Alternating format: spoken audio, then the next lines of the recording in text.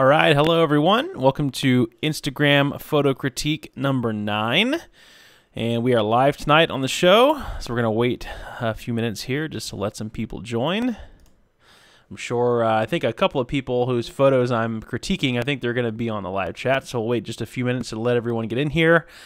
As usual, I'll get my windows together, and then we will get started. We have two really nice wildlife photos to go over tonight. It's going to be really nice, actually. Both of them. It's quite refreshing to see some wildlife stuff and some other work because I like, I like kind of a mixture of stuff, not just landscape. But yeah, the wildlife photos, they're both kind of like wildlife portraits, and I really like them. They're really nice. So I think you guys will enjoy those. Right. Again, I'm just going to hang out here for a few minutes and keep an eye on the live chat and let some people join, and then we'll get started. Take a sip of my water real quick.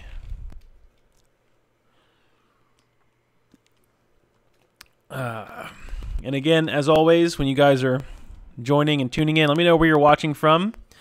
I always love to know where in the world you guys are at. I'm in Atlanta, Georgia, here in the United States. So it's always fun to know where, how many countries or states or whatever we have on the live chat. Paul, what's up, man? G'day. Yeah, so Paul was on the live stream last night. He's from Australia. He's from Sydney. And I think now he's going to always address me as G'day Eric, because I told him I have some friends that live in Australia, and every time I talk to my friends, they always start out the conversation with G'day Eric or G'day mate, something like that. Dylan Morgan Photography says Melbourne. Cool, Melbourne, Florida. So I grew up in Cocoa Beach, Florida, so not far from, unless you're talking about a different Melbourne, but if you're talking about Melbourne, Florida, I grew up not far from Melbourne in Cocoa Beach, Florida. That's where my grandparents still live. Andrew from Philadelphia. Wow, that's awesome. Lee from Louisiana. Man, we got people all over the place. This is awesome. Louisiana is one of the places I still have not gotten to go that I really want to go. I really want to go to Louisiana and eat food. I just want to eat food in many different places all across Louisiana. I hear you guys have like the best Asian food. Dylan says Melbourne, Australia. Oh, wow. So see, there's a Melbourne, Florida as well. So that's why I did not know that. I grew up about 20 minutes away from a place called Melbourne, Florida, and it's spelled the same way.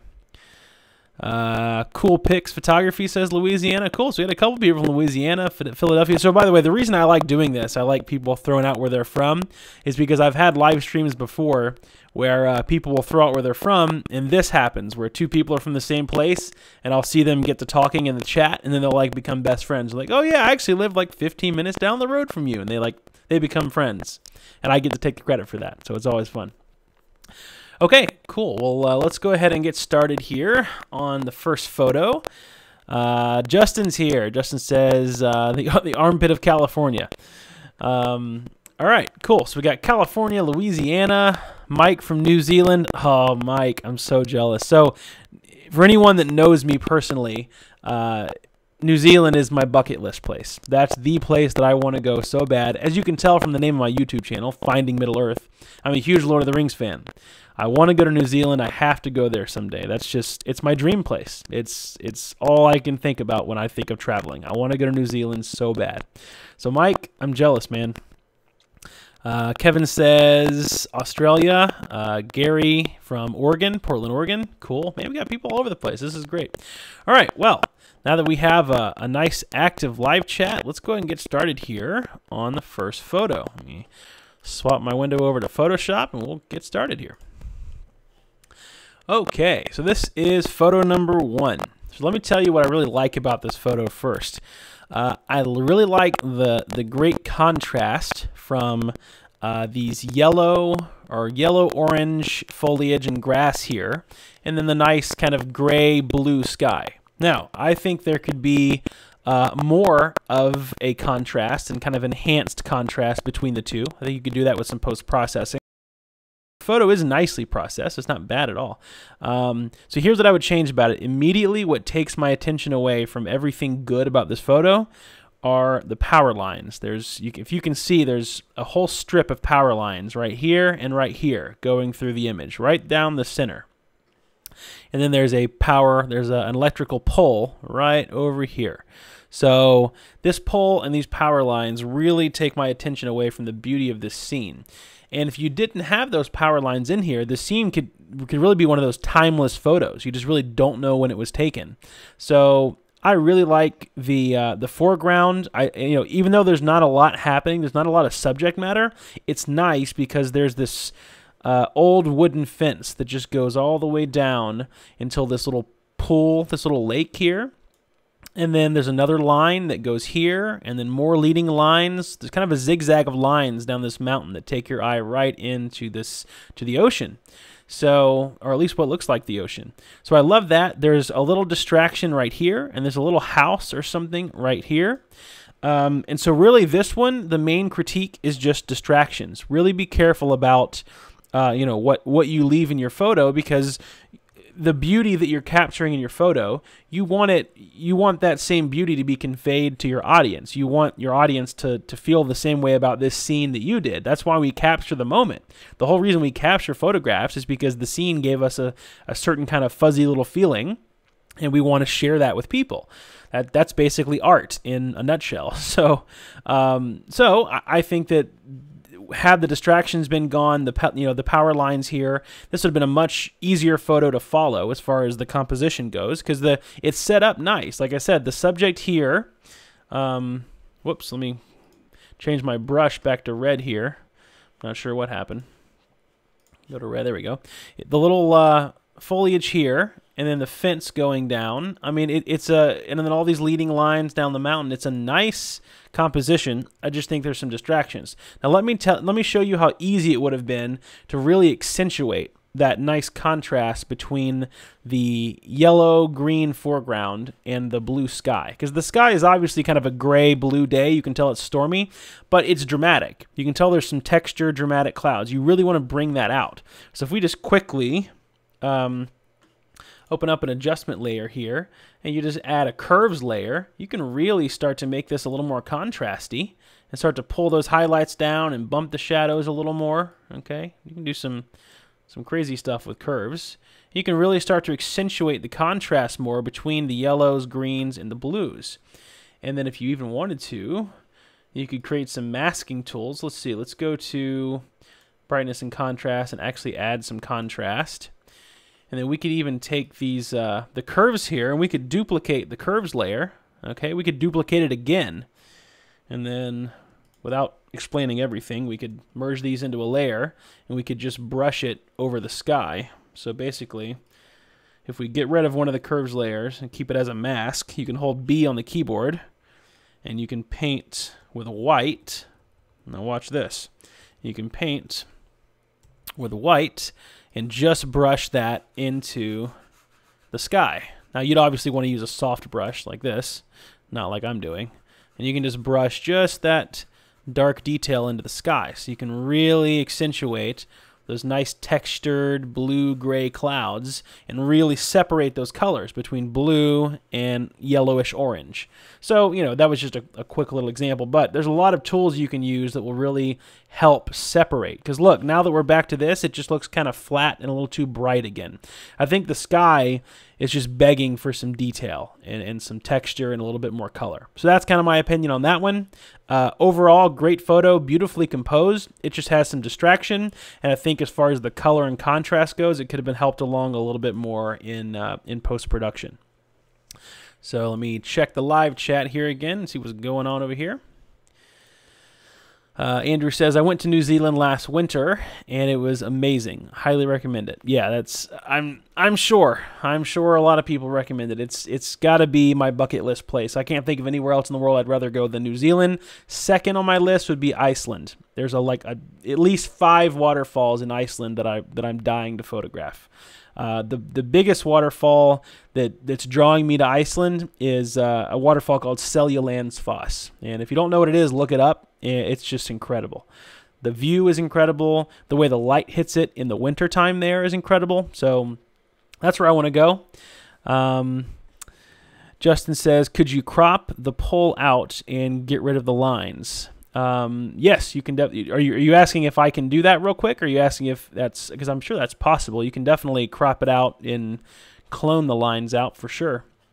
Let me just do that real quick so I can show you that what that would look like here. Let's transition back to Photoshop, and I'll show you quickly what that would look like. So if we just cropped out the pole, which, by the way, you don't need to crop this out. You can just get rid of that.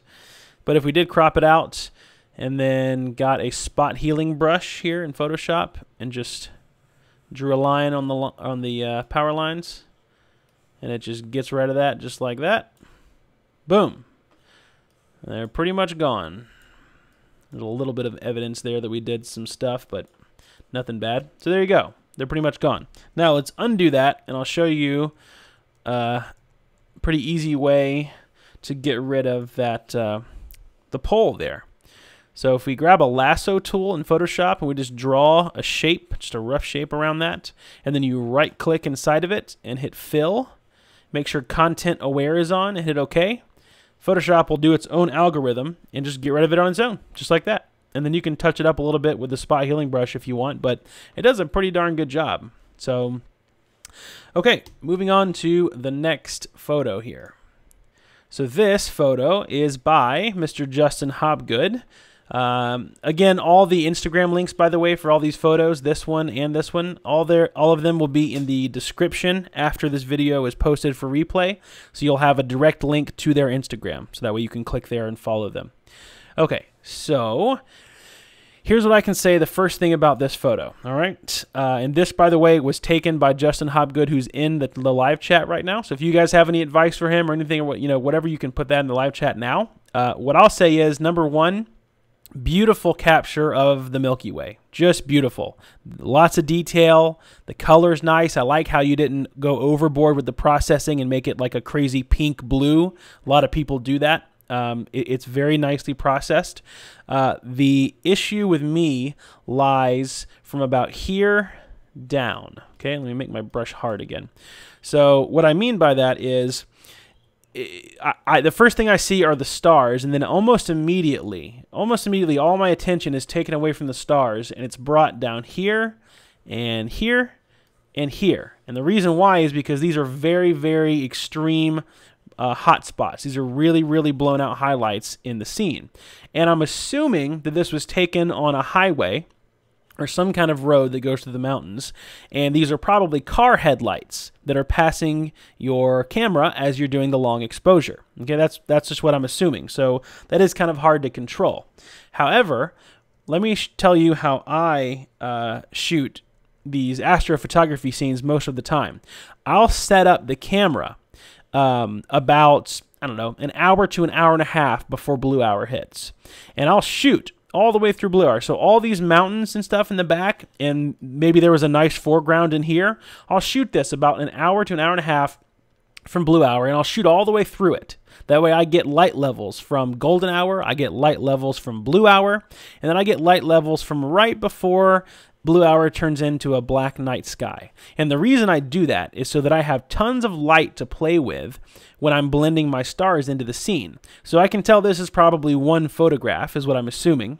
At least the foreground is one photograph. And so what I would do is I would just simply keep my tripod in the same spot, and then I would take the blue hour or the golden hour exposure, mess with the color tones a little bit so that it blends with the stars, and I would use that as the foreground and blend them together in Photoshop. So all of this down here in the foreground would be a nice clean shot from at a point where cars weren't driving through or whatever, because I would basically have an hour and a half to take my time and get a correct exposure.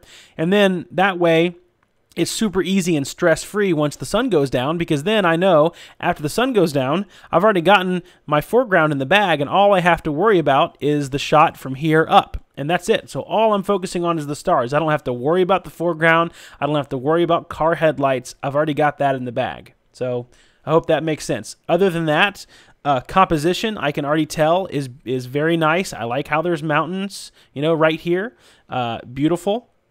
I like that there's some foliage here. I can't see, what's like right here. I'm assuming it's a road and maybe some more foliage and bushes and stuff. But I think it would make a great shot if this was lit up more and maybe from a blue hour or golden hour shot.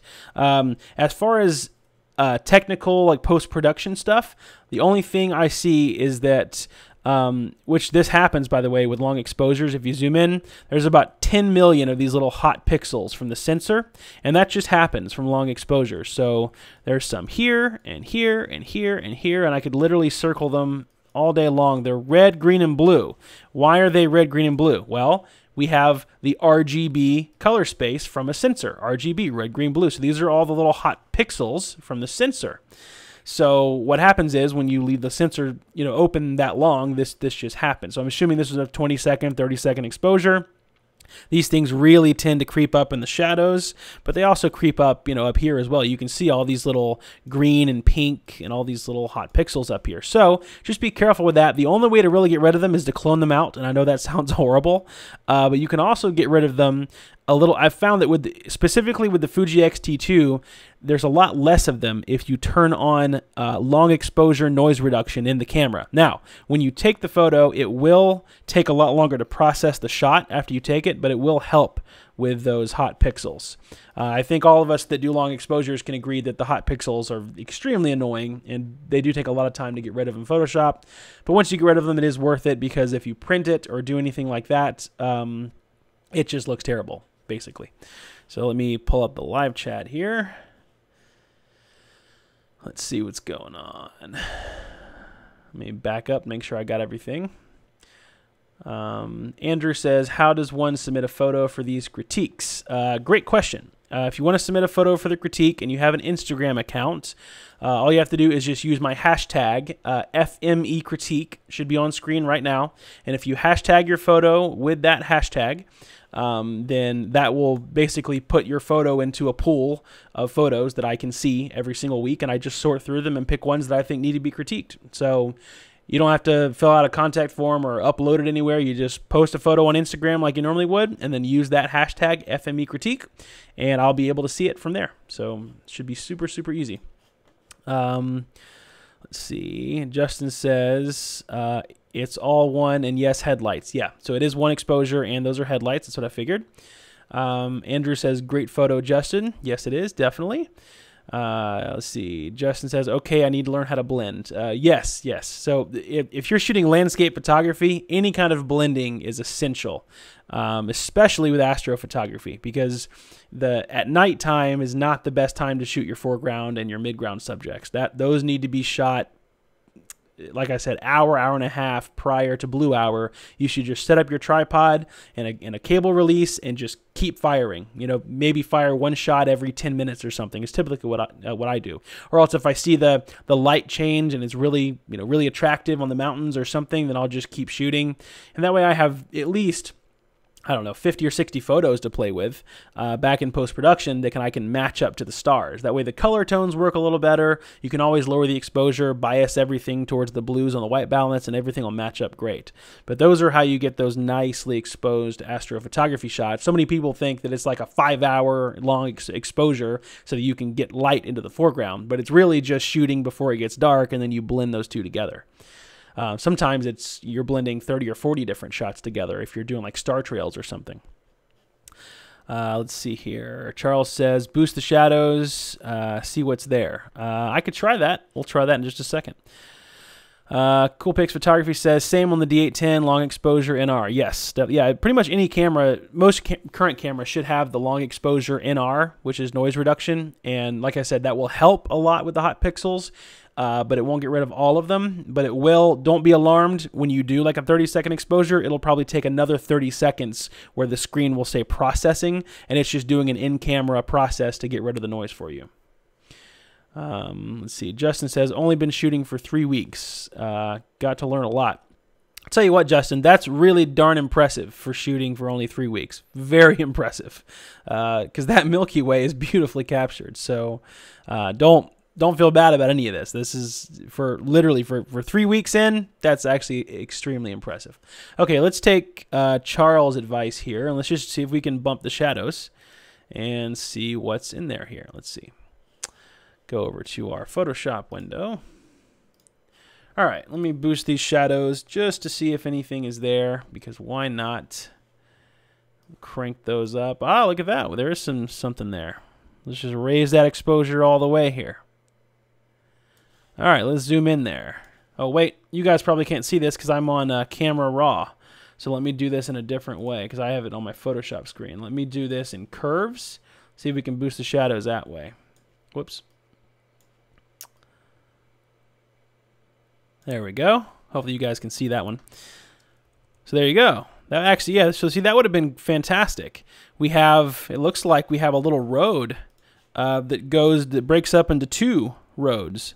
So a road that comes from the right and kind of swirls down here, and then it also swirls down here.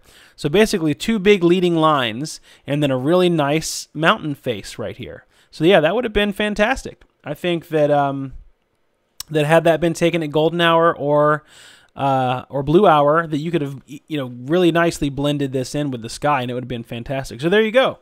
Now we can see, good suggestion, Charles. Now we can see what the composition would have looked like had it been blended in with the stars. So see, that's such a beautiful foreground that it would just, you know, should have just been a shame to not have that blended in. So as a matter of fact, if we take this curves layer here, just to show you guys what it would have looked like, and we black it out, we can take a little gradient mask here and just show you what it would have looked like if we just draw up here. And this is just obviously a very rough gradient. So this is what it would look like if we soften our brush. There's our nicely lit foreground with the stars. That's an absolutely terrible blend, but you guys get the drift what I'm trying to do here. You just clean that up a little bit. So there you go. It would have looked something like that. Nice bright foreground, or at least semi-bright, with a great Milky Way. So there you go. Beautiful photo. Justin, again, thank you very much for submitting this. All right, so before I move on to the next one, let me check the live chat again. Sometimes that live chat can get away from me. There's a lot of action that can go on over there, so I got to keep checking back at this before I move on to the next one. Let's see here. Right, Justin says, I'll definitely try the long exposure noise reduction. Yeah, that'll help a lot, and hopefully that opened your eyes, because when I first started, when I was 3 weeks in and I was trying long exposures, I was wondering what the heck those little pixels were. I thought my camera was broken. So now you know they're just hot pixels. It happens to everybody, whether it's a $500 camera or a $5,000 camera. It just happens when the sensor heats up. So they're simple to remove. It's just a long process to remove, and they're kind of annoying. But hopefully that long exposure noise reduction should help you out there. Charles says he could probably do better with the original RAW. Yeah. Because I think this is just a small JPEG. If I had the original RAW file, I could definitely push that out. And you know, honestly, Justin, you might can even pull that out a little bit and just do some extreme noise reduction on it, just so you can try your first blend that way. Do some experimenting. Justin, if you want to get like just a basic bottom level tutorial on blending, take a look back at one of my photos. Just type in Finding Middle Earth digital blending on YouTube. And I did a tutorial where I have this ocean sunset, and I go over like just basic gradient masks and stuff like that. So that might help you kind of get you on the right track to playing around with blending for this photo, and you might be able to make something cool out of it. So, all right, let's get back to the next photo, which is actually another one of Justin's photos. He sent me a few of them to choose from, and I wanted to do another one here. So let's get back. Let me get to that. Let me pull up that photo. And by the way, Justin, now that I know you're only 3 weeks in, that's just crazy. You're ahead of the game, I would say. So don't feel bad about any of this. All right, so let's do this one. So this one is another one of Justin's photos, and this one I think is fantastic. I think that I can tell that there's a harsh light. I'm assuming it's the sun. Of course, I can only assume it's the sun coming from the left to right, and I like how it's just his kind of the rim of his eye right here is creating a natural shadow and kind of feathering the light onto his eye right here, and it's just making it just visible enough to see his eyeballs, but not his eyebrows or anything in here. All this is blacked out, but you can see this, and you can see this in here under his eyes, and then he has a little bit of a hot spot right here on his nose and mouth. And I think that lighting, you might have meant to achieve that. It might have been a happy accident, as Bob Ross would say, but it's beautiful. I mean, I really think this is a really nice portrait. The only thing I would say is pay attention next time to your backgrounds a little bit. Now, again, with wildlife, you got to take the shot to get the shot. I get that. So you can't ever be too careful with wildlife, because if they're looking at you, you got to take it. But these hot spots back here, here, and here, all these big white hot spots, I'm assuming they're tree branches or something, or tree limbs. They're a little bit distracting, and I can tell I think you put some kind of a vignette on this, like a harsh vignette, to try to narrow the attention to the gorilla, which is great. You know, it's a smart thing to do. However, I think it would have been just easier and probably a little more effective to do a crop. So if you just pull this in a little bit, even just from one side works a little bit of it. But I mean, if you just pull this in, something like this, I mean, that also works well. Or you could, if we undo that, you could do a little bit, I don't know, you could do a little bit tighter. Let's see, let's try something like let's pull this up a little bit and do almost like a model headshot or something. Let's see what that would look like. You know, so even that doesn't look bad. Now, keep in mind, your original composition was better, but because those really, bright backgrounds were back there, it was just a little distracting. Now, you can clone those out. You can see which, if you go over here to the clone stamp tool in Photoshop, and you try to, I don't know, maybe grab some of this black area over here and paint over it, something like that. You just try to actually darken it down a little bit. Just something like that. You know, you could do this forever, but you could always use some clone stamp tool, especially when you have this bokeh blurry background. I mean, look at that. That's already, in my opinion, so much nicer to look at on the side of his face, because it calmed down some of that really hot spot blown out highlight area that was right here. So I don't know, that looks nice. Another little tip, if you use the where is it at, the dodge tool inside of Photoshop, you can get even a little more detail out of his eyes. If you really work on certain parts of his eyes, same over here. There's a million different ways you can dodge and burn, but if you really, work on certain parts, you can get a little bit more brightness out of his eyes there. So just brings out a little more color. It's a little nicer. But I would do that on a separate layer and just kind of blend that in a little bit better. But again, those are just simple things. This is a great photo. This is one you might even want to print, because it's just really nice. It's one of those really rare moments where an animal actually looks at the camera and is not doing something weird or stupid. It's just looking at you with this ominous face, and it turned out to be a really nice portrait. So great job yet again. I can't believe you're only 3 weeks into this. It's fantastic. So keep it up, because when you get 10 years, 12 years in like me, you're going to be way better than I am. Because I was not producing photos like this when I was 3 weeks in. Matter of fact, I should probably share some photos. If you guys like me on my Facebook page, I'll try to do that in the next week. I'll share some photos, like my first set of photos that I thought were just 5-star amazing. They were absolutely terrible. They were just terrible photos. So before I do the last photo here, let me check the live chat again. Now, the last photo, you guys know how my Instagram critiques work by now. I'll critique a few photos, and then the very last photo is kind of like this 5-star, what I think is near perfect. It just, I would buy a print of it kind of photo. Like it just speaks to me. So that's what we're going to look at in a second, and I think it is just an incredible wildlife photo. I mean, it's just incredible. I could stare at it for days. I kind of even want a print of it. It's my favorite animal. For any of you that don't know my personal stuff that I like, wildlife or whatever, it's my favorite animal. So we'll take a look at that in just a second. Let me check the live chat. Let's see here. Charles says the eye contact is what makes this photo. I agree. The fact that gorilla is looking dead in the lens is beautiful.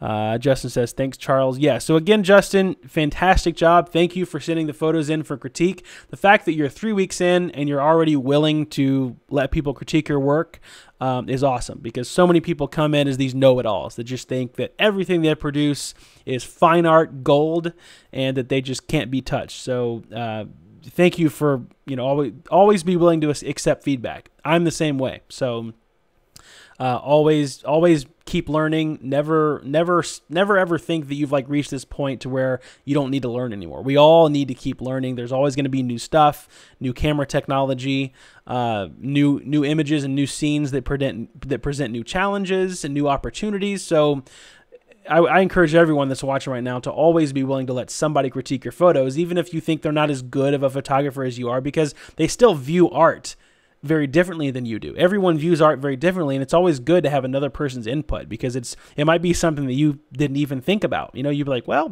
you have a good point. I might make that change, or I might make this a black and white, or whatever. I've had people, the oddest of people, critique my work, and so many times I've come away from it like, you know what? I am going to make that change. It's going to make it a much better photo. I'm glad they gave me that advice. So ask random people to critique your work. If it's a family member or someone that's not even a creative artist, you'd be surprised at some of the really good advice you'll get from it. Because everyone sees photos differently, and everyone's eyes make their way through a photo differently. We just do what we can compositionally to help them, basically to steer their eyes in the way that we want it to go through the photo. Justin says, I was going to wait tomorrow until your tutorial comes out to find out, but I have no idea what dodging and burning is. No idea where Tom came from. Oh, yeah, I was wondering if that meant tomorrow. Justin says, I'm not sure what it means if he has to learn about portraiture. Watched a recent documentary about his work. Let's see, no idea. Making sure I got all this. I was going to wait until your tutorial. Oh, so my tutorial is coming out at the end of the week. It's not coming out tomorrow. I wish it was coming out tomorrow, because I've been working on this thing for 4 months, but it is coming out by the end of this week. And in my tutorial, I don't go over astrophotography, because in the East Coast here, it's just not a good place for astrophotography. It's just not that good. If I lived in California or Oregon or something where some of you do, I would do astrophotography all the time. But on the East Coast here, we are so just littered with light pollution. It's just hard to capture that Milky Way. So all of my stuff is mainly focused on landscapes, but I do teach you how to do a lot of blending. So you can definitely apply that to astrophotography, but I don't have any astrophotography examples in this tutorial. However, if you do purchase the tutorial, which you can watch my last video to find out more about that, I am going to be giving you guys free bonus lessons, and one of the bonus lessons is going to be one of my Disney theme park photos. And that one I do a star blend. So I put stars behind one of the Disney castles. So that one is kind of astrophotography, kind of not. It's a star sky from a different shot that I kind of blend into that one to help it along. So that'll be one of the free bonus lessons you'll get about a month after the tutorial launches. Let's see. Charles says, also it's important in a critique that the reviewer offers ways to make it better. Too many will just trash other photos. Yeah, you do a great job, Eric. Thank you, Charles. Yeah, I believe that criticism should always be constructive, because if you just beat somebody down, then they're just going to walk away with no, you've provided them with no value. If you tear someone apart, you should definitely have the courage to help them get better. If you have the courage to tear someone apart, have the courage to help them at least figure out how to get better. So I think everything should be very constructive. Okay, well, let's get into this last photo. And again, everyone sees art differently.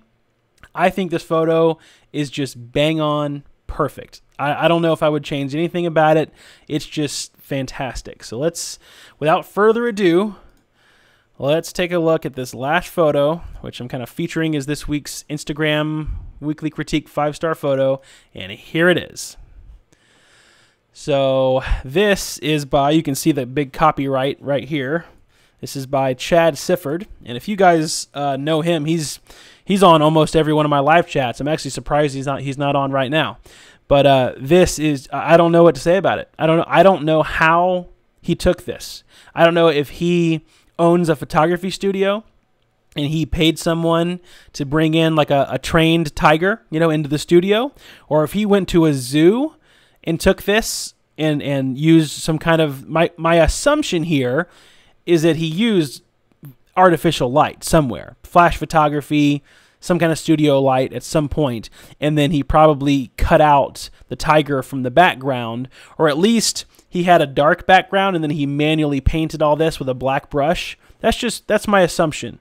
But I think this photo, the look of that tiger just looks like he is about to come out of wherever he is and rip you to pieces. And I love that intensity in this photo. I mean, excuse me, it's hard not to get a little scared, when you stare this amazing, powerful creature right in the eyes, but at the same time, you can't help it. I mean, if you get in there, that is a serious creature right there. So if all of you, if any of you don't know, tigers are my favorite animal. I have tons of tiger photos. I have a few wildlife books and National Geographic books on tigers. I've watched documentaries on tigers. I just love tigers. So this one just spoke to me. And those eyes, those suckers are wide open.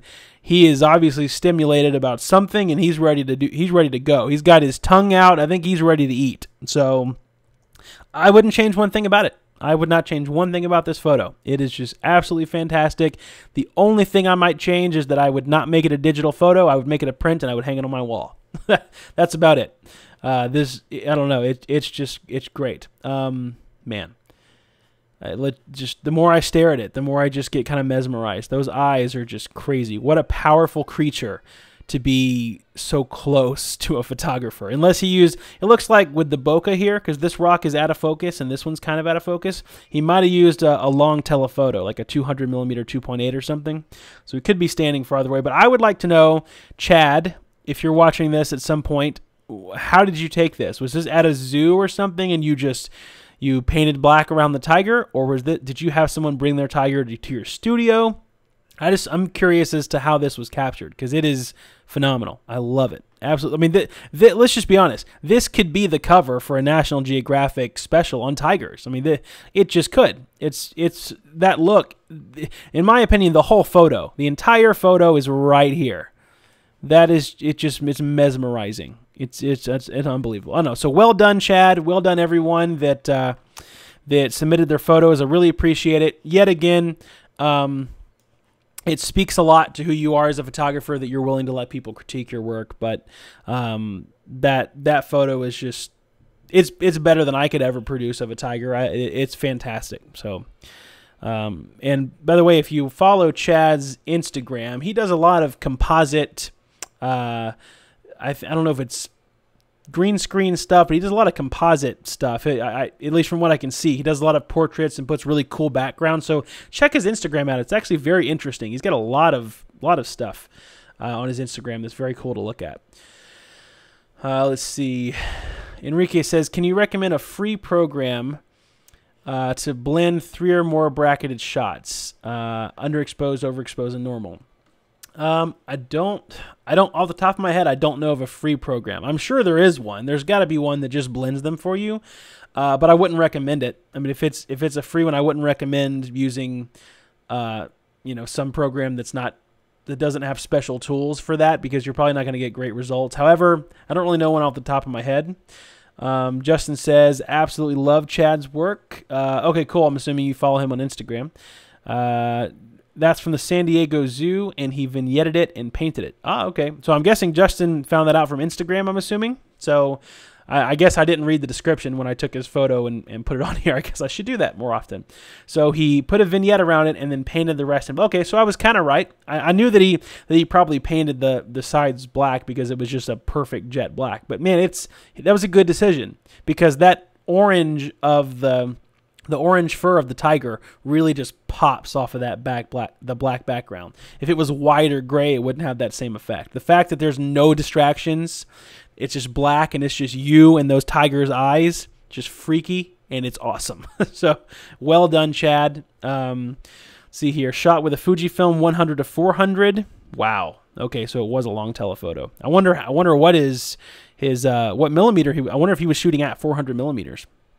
I'd be curious to know if that was handheld with OIS, or I want Chad. Chad, if you're watching this again, give us some metadata down in the comments, just because I'm curious. Was this handheld? Was it a tripod? Were you using external lighting, speed lights, something? Justin says, I talked to him about it, and he gave me some pointers to do some similar stuff on my page with a rattlesnake. Okay, cool. Yes, it is an intense photo for sure. Cool Pics Photography says, try Oconee National Park, about 60 miles east of Atlanta.